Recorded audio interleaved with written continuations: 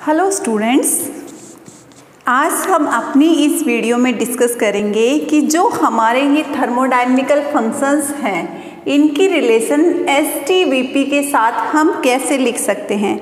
इसके लिए एक सिंपल ट्रिक है, आज हम उस ट्रिक के बारे में डिस्कस करेंगे। एक्चुअली उसके लिए हमें एक स्क्वायर बनाने की ज़रूरत होती है और उस स्क्वायर को कहा जाता है थर्मोडायनेमिकल स्क्वायर।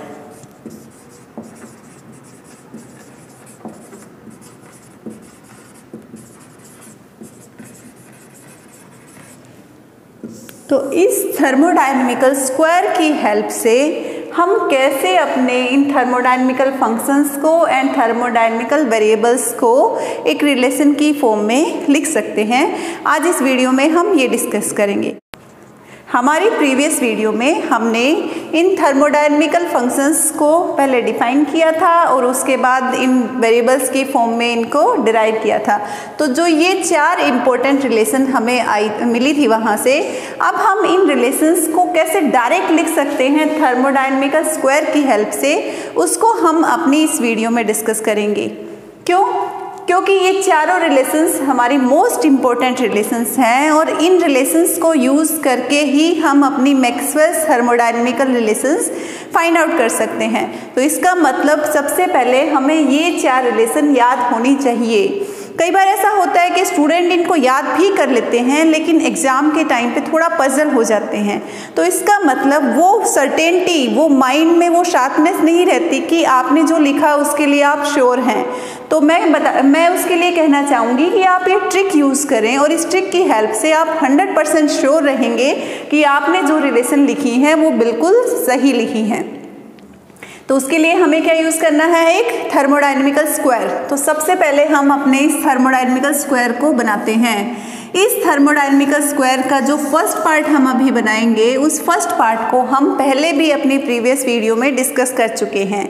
उसमें क्या है कि स्क्वायर के चारों कॉर्नर पे कौन से वेरिएबल फिल करने हैं। तो उसके लिए सबसे फर्स्ट कॉर्नर, उस पर हमने क्या फिल किया था, टी। और क्यों फिल किया था, क्योंकि हमने माना था कि जो टीचर होता है उसकी पोजीशन सबसे बड़ी होती है, गुरु सबसे बड़ा रहता है। तो इसलिए हमने टीचर से यहाँ पे टी ले लिया था। सेकंड कॉर्नर पे हमें क्या फिल करना है, सेकंड कॉर्नर पे हमें फिल करना है पी। और पी कहाँ से लिया था, हमने पेरेंट्स से लिया था, क्योंकि हमने माना था कि टीचर के बाद पेरेंट्स की पोजीशन आती है। तो पेरेंट्स का पी हमने यहाँ पे फिल कर लिया था। हम फिलिंग में क्लॉकवाइज डायरेक्शन में मूव कर रहे हैं। तो उसके बाद हमारे पास आया थर्ड कॉर्नर। अब इस थर्ड कॉर्नर पे हम क्या फिल करेंगे, इस पे फिल करेंगे हम एस। और इसको कैसे कोरिलेट कर सकते हैं कि एस हमने कहाँ से लिया, स्टूडेंट से। और जो स्टूडेंट होते हैं वो टीचर के अपोजिट साइड में एंड पेरेंट्स की पैरेलल साइड में। तो यहाँ पे हमने फिल कर लिया स्टूडेंट। अब ये एक कॉर्नर हमारे पास वेकेंट बचा है, इस वेकेंट कॉर्नर पे हमने फिल कर दिया वी। और ये वी क्या है, दिस इज वॉल्यूम। तो इस वेकेंट कॉर्नर पे हमने वी फिल कर दिया। तो इस टाइप से जो हमारे चार थर्मोडायनेमिकल वेरिएबल थे एस टी पी वी, सबसे पहले हमने इन थर्मोडायनेमिकल वेरिएबल्स को इस थर्मोडायनेमिकल स्क्वायर में फिल कर लिया। अब उसके बाद इस स्क्वायर में हमारे पास और भी पोजीशन हमें मिली हैं। वो और पोजीशन हमारे पास कौन सी है, हमारे पास ये चार बॉक्सेस और वैकेंट हैं। अब इन चार बॉक्सेस में हम फिल करेंगे हमारे थर्मोडायनेमिकल फंक्शंस। और थर्मोडायनेमिकल फंक्शंस हमारे पास क्या है, हमारे पास है जी एच यू एफ। इन चार थर्मोडायनेमिकल फंक्शंस को भी हमें यहाँ पे फिल करना है। एक स्टैंडर्ड फॉर्मूला है इन थर्मोडायनेमिकल वेरिएबल्स एंड फंक्शंस को इस स्क्वायर में फिट करने के लिए। उसके लिए एक स्टैंडर्ड लाइन है, वो क्या है, good physicist have studied under very fine teachers. अगर आप ये लाइन याद कर सकते हो तो ये आपके लिए बेस्ट है। और इसमें हम क्या देखेंगे, इसके जो फर्स्ट लेटर हैं उन फर्स्ट लेटर्स को हम एक सीक्वेंस से फिल कर देंगे। तो हम क्या करेंगे, अगर ये लाइन आप याद कर सकते हो तो इसकी हेल्प से हम क्या करेंगे, हम स्टार्ट कर देंगे किसी भी एक सिंगल पॉइंट से, और उसके बाद हम अपना ये थर्मोडायनेमिकल स्क्वायर बॉक्स फिल करना स्टार्ट कर देंगे। तो उसके लिए तो हमें ये कॉर्नर्स भी याद रखने की ज़रूरत नहीं है। हम क्या कर सकते हैं, सीधा हमने एक स्क्वायर बनाया, इस स्क्वायर में हमने ये पोजीशंस बनाई, और पोजीशन बनाने के बाद हम किसी भी एक पॉइंट से फिल करना स्टार्ट कर देंगे। जैसे सबसे पहले हमारे पास है जी, जी के बाद हमारे पास है पी, पी के बाद हमारे पास है एच, एच के बाद हमारे पास है एस, एस के बाद नेक्स्ट हमारा पॉइंट आता है यू, यू के बाद नेक्स्ट हमारे पास आता है वी, वी के बाद एफ एंड एफ के बाद टी। तो इस टाइप से हम इसको फिल करना स्टार्ट कर देंगे। सिर्फ इस चीज़ का ध्यान रखना है कि जो जी है वो हमेशा आपका यहाँ पे बीच की पोजीशन पे फिल होगा। वो यहाँ पे यहाँ पे यहाँ पे कहीं से भी स्टार्ट कर सकते हो, लेकिन बीच की पोजीशन से, कॉर्नर से आप स्टार्ट नहीं कर सकते।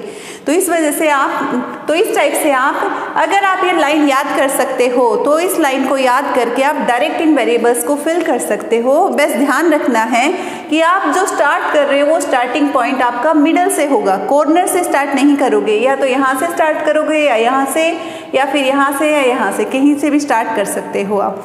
तो ये आपका थर्मोडायनेमिकल स्क्वायर हो जाएगा अगर आपने ये लाइन याद कर रखी है, या फिर इस लाइन को याद कर सकते हो तो डायरेक्ट आपका ये थर्मोडायनेमिकल स्क्वायर फिल हो गया। अब इसमें एक पॉइंट और ध्यान रखना है आपको, P और S के साथ आपके नेगेटिव साइन लगेंगे। और ये नेगेटिव साइन कब यूज होंगे, जब आप P और S को एज ए कांस्टेंट लेके चलोगे, लेकिन जब इनका डेरिवेटिव लोगे उस टाइम इन नेगेटिव साइन को यूज नहीं करोगे। ये आगे हम देखेंगे कि कैसे हम अपने इन इक्वेशंस को यहाँ से डिराइव करते हैं। अब एक दूसरा मेथड उन स्टूडेंट्स के लिए जो इस लाइन को याद नहीं कर सकते, क्योंकि मैं मानती हूँ कि कुछ स्टूडेंट ऐसे होते हैं जिनकी मेमोरी इतनी शार्प नहीं होती, वो किसी भी चीज़ को एक सिस्टमेटिक ढंग से याद नहीं कर पाते, बट अगर उसके साथ कोई स्टोरी कोरिलेट की जाए तो वो उस चीज़ को लॉन्ग टर्म तक याद कर सकते हैं। जैसे कि हमने ये स्क्वायर बनाया था, यहाँ पे हम मानते हैं सबसे पहले हमारा टीचर होता है, टीचर की पोजीशन हमने सबसे पहले फिल कर दी। टीचर के बाद हमारे पास, क्योंकि हमारे पास ये वेरिएबल हैं तो इनको देख के चलो, टी हमने फिल कर दिया। उसके बाद हमारे पेरेंट्स आते हैं तो हमने पेरेंट्स फिल किया। नेक्स्ट हमारे पास स्टूडेंट्स हैं, तो स्टूडेंट्स हमारे टीचर के अपोजिट साइड में, पेरेंट्स की सिमिलर साइड में। और उसके बाद एक वैकेंट स्पेस बच गया, एक खाली स्पेस बच गया, उसमें हमने वी वॉल्यूम को फिल कर दिया। तो ये थर्मोडायनेमिकल वेरिएबल्स हमने फिल कर दिए। अब बात आती है थर्मोडायनेमिकल फंक्शंस की। थर्मोडायनेमिकल फंक्शंस हमारे मिडल पार्ट पे फिल किए जाएंगे, लेकिन वो कहाँ कौन सा फंक्शन फिल कर रहा है, अब उसको याद करने के लिए हम एक स्टोरी बनाते हैं।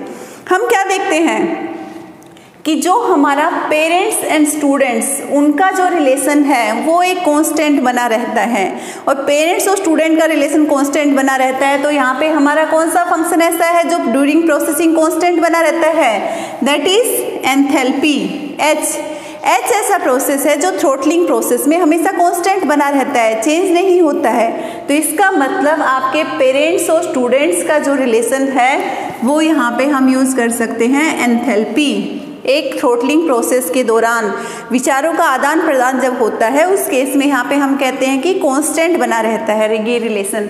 तो यहाँ पे फिल हो गया फैक्टर आपका एच फंक्शन हमने यहाँ पे फिल कर दिया। अब उसके बाद आपकी gives free energy and help holds free energy, दोनों फ्री एनर्जी क्या होती हैं, कभी भी इंक्रीज नहीं होती, या तो कांस्टेंट बनी रहती हैं या डिक्रीज बनी रहती हैं। वैसे ही हम देखें कि टीचर और पेरेंट्स की रिलेशन है वो कभी कोई ज़्यादा इंक्रीज नहीं होती, वो कांस्टेंट बनी रहती है, एक प्रोफेशनल वे से वो एक रिलेशन बनी हुई है। वैसे ही टीचर एंड वेकेंट पीरियड, जो वेकेंट पीरियड टीचर लेते हैं वो भी एक कांस्टेंट रिलेशन है, उसमें भी कोई चेंज नहीं आता है। इसका मतलब ये दोनों फंक्शन आपके यहाँ पे फिल किए जाएंगे, लेकिन कौन सा कहाँ पे होगा, वेकेंट पीरियड है, फ्री पीरियड है, उसके साथ आप फिल कर दीजिए फ्री एनर्जी। ठीक है, फ्री पीरियड के साथ आपने फिल कर दिया फ्री एनर्जी, एंड पेरेंट्स के साथ आपने फिल कर दिया यहाँ पे गार्जियन। पेरेंट्स गार्जियन भी कहे जाते हैं ना, तो पेरेंट्स के साथ आपने फिल कर दिया गार्जियन। तो पेरेंट्स के साथ हो गया गार्जियन, वेकेंट स्पेस के साथ हो गई आपकी फ्री एनर्जी। 3 वेरिएबल फिल कर दिए गए। अब हमारे पास सिर्फ एक वेरिएबल बचा है, एक ही स्पेस बचा है, तो उसमें हम ये अपना इंटरनल एनर्जी को फिल कर देंगे। तो हम देख सकते हैं दोनों टेक्निक से हमारे जो थर्मोडायनेमिकल स्क्वायर बना वो थर्मोडायनेमिकल स्क्वायर हमारा सेम टाइप से फिल हुआ है। ठीक है, क्लियर हुआ। इसमें सिर्फ ये ध्यान रखना है कि कॉर्नर्स पे आपके क्या आएंगे, thermodynamical variables, and middle part में आएंगे थर्मोडायनेमिकल फंक्शंस। आप इसके सीक्वेंस को क्लॉकवाइज या एंटी क्लॉकवाइज थोड़ा चेंज कर सकते हैं, बट ये कॉर्नर की पोजीशन हमेशा वेरिएबल लेंगे एंड मिडल पार्ट की पोजीशन हमेशा आपके फंक्शंस लेंगे। सिर्फ ये पॉइंट ध्यान रखना है।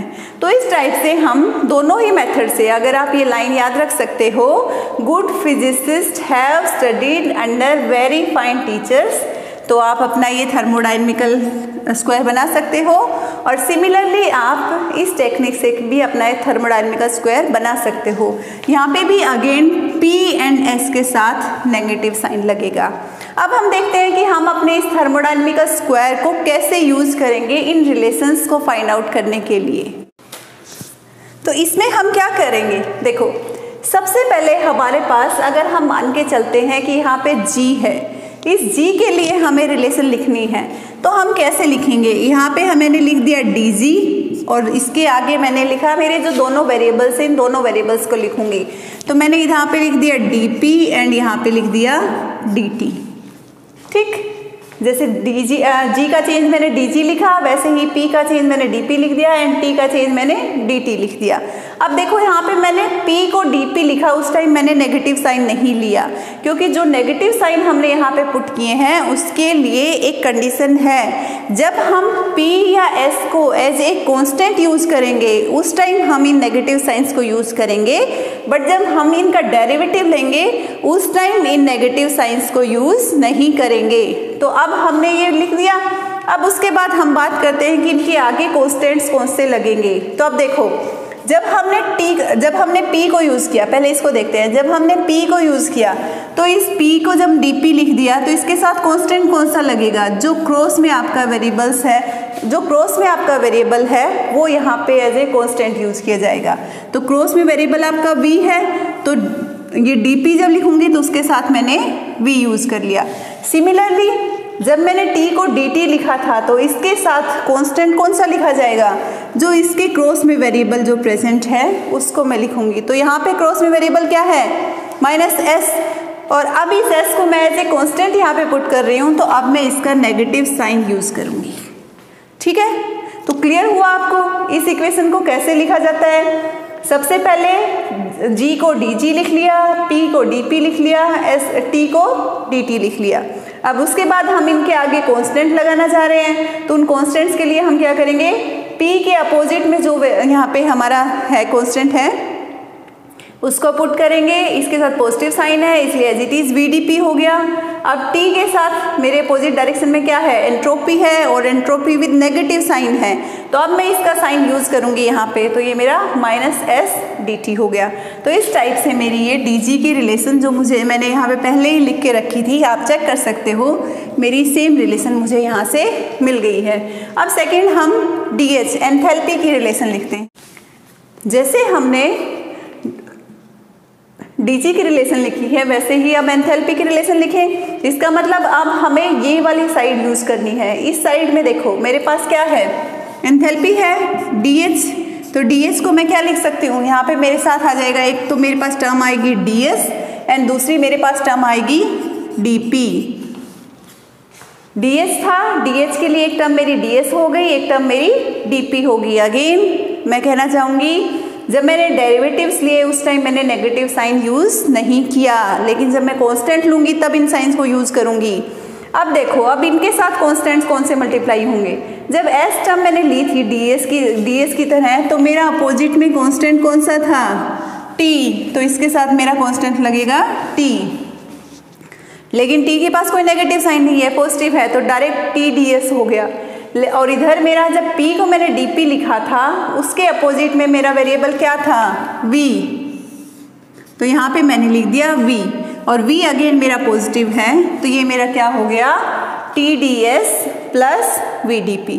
सिंपल है, हमने एंथैल्पी का चेंज लिखा तो उसके साथ मैंने DS लिख दिया, DP लिख दिया, नेगेटिव साइन मैंने नहीं लिए क्योंकि मैं डेरिवेटिव्स लेके चल रही हूँ। और अब इन डेरिवेटिव्स के आगे मुझे कांस्टेंट कौन से मल्टीप्लाई करने हैं, जो इनके अपोजिट डायरेक्शन में प्रेजेंट हैं। तो s के साथ मेरा था t, तो ds के आगे मैंने t लिख दिया, ऐसे ही dp के आगे मैंने v लिख दिया, और दोनों के पास पॉजिटिव साइन है, इसलिए यहाँ पे आपका ये भी पॉजिटिव टर्म, ये भी पॉजिटिव टर्म, दोनों को अगर मैच करके देखें तो हमारी DH की रिलेशन अगेन यहाँ पे बिल्कुल सही लिखी गई है। उसके बाद हम बात करते हैं हमारी थर्ड DU की रिलेशन। थर्ड है हमारी DU की टर्म। अब DU की टर्म में मैं लिख देती हूँ okay, this is DU। DU के साथ मेरा किस किस का चेंज लिखा जाएगा, एक तो एंट्रोपी का चेंज हो गया और एक वॉल्यूम का चेंज हो गया। जब मैंने U को DU लिखा तो S को मैंने DS लिख दिया, V को मैंने DV लिख दिया। अगेन मैंने यहाँ पे नेगेटिव साइन नहीं लगाया क्योंकि मैं S को DS की तरह यूज़ कर रही हूँ। अब मैं इसके साथ कॉन्स्टेंट्स पुट करूँगी, तो मेरा जब S को DS किया तो इसके साथ मेरा कांस्टेंट कौन सा रखा जाएगा, इसके अपोजिट डायरेक्शन में जो कांस्टेंट है, और अपोजिट डायरेक्शन में मेरे पास यहाँ पे क्या है, ये देखो T है ना, तो इसका मतलब मैंने यहाँ पे रखा T। सिमिलरली जब मैंने V को dV लिखा तो इसके आगे मैं कौन सा कांस्टेंट मल्टीप्लाई करूँगी, जो मेरा इसके अपोजिट डायरेक्शन में होगा, और इसके अपोजिट डायरेक्शन में मेरे पास यहाँ पे P है जो कि नेगेटिव साइन के साथ है, और कांस्टेंट के साथ ये नेगेटिव साइन लिया जाएगा, इसलिए मैं इसको लिखूँगी -P। तो मेरा DU हो गया TDS - PDV। मैच करें, DU सेम है मेरा TDS - PDV, तो इसका मतलब ये रिलेशन भी मेरी बिल्कुल सही लिखी गई है। अब मेरी फाइनल रिलेशन बची हेल्महोल्ट्ज़ फ्री फंक्शन के लिए। तो हेल्महोल्ट्ज़ फ्री एनर्जी के लिए जब मैं लिखना चाहूँगी तो क्या बनेगा, अब मैं इस वाली लाइन को यूज़ करूँगी। इस वाली लाइन में जब मैं F को DF लिखूँगी तो देखो F को DF लिखा है तो ये V मेरा DV हो गया, T मेरा DT हो गया, ठीक है। इसको DF लिखा, इसको DV लिखा, इसको DT लिखा, ये लिख दिया। अब इनके आगे अब बारी आती है इनके आगे कांस्टेंट मल्टीप्लाई करने की। तो V को जब DV लिखा था तो इसके साथ कांस्टेंट कौन सा मल्टीप्लाई होगा, अगेन जो इसके अपोजिट डायरेक्शन में प्रेजेंट है। लेकिन देखो यहाँ पे जो अपोजिट डायरेक्शन में कांस्टेंट प्रेजेंट है वो है विथ नेगेटिव साइन, तो इसका मतलब दिस इज -PDV, ठीक है। अब जब T को मैंने DT लिखा था तो अब इसके साथ कांस्टेंट अगेन जो इसके अपोजिट डायरेक्शन में है, और इसके अपोजिट डायरेक्शन में कांस्टेंट मेरा एंट्रोपी विद नेगेटिव साइन, तो ये भी मेरा हो गया -SDT, ठीक है। तो मेरा DF क्या हो गया, -PDV -SDT। मैच करें यहाँ से, DF इज -PDV -SDT, तो ये मेरा बिल्कुल सही लिखा गया। तो इस टाइप से मैं कह सकती हूँ कि अगर आप इस थर्मोडायनेमिकल स्क्वायर को यूज़ करेंगे तो इसकी हेल्प से आप अपने जो चारों थर्मोडायनेमिकल फंक्शंस हैं उनको थर्मोडायनेमिकल वेरिएबल्स के टर्म में बिल्कुल एग्जैक्टली लिख सकते हैं विद 100% श्योरिटी। तो ये काफ़ी सिंपल है और काफ़ी ईजिली आप इन सब चीज़ों को लिख सकते हैं बिना इनका रट्टा लगाए हुए। तो मैं आपको सजेस्ट करूंगी कि आप इस थर्मोडायनेमिकल स्क्वायर को ज़रूर यूज़ करें जब आपको इन रिलेशंस को लिखना हो, या फिर अगर इन रिलेशंस का डेरिवेशन कर रहे हो तो वहाँ पे भी स्क्वायर को यूज़ करो, ताकि आप कंफर्म हो जाओ कि आपने जो आंसर निकाला है वो 100% सही है।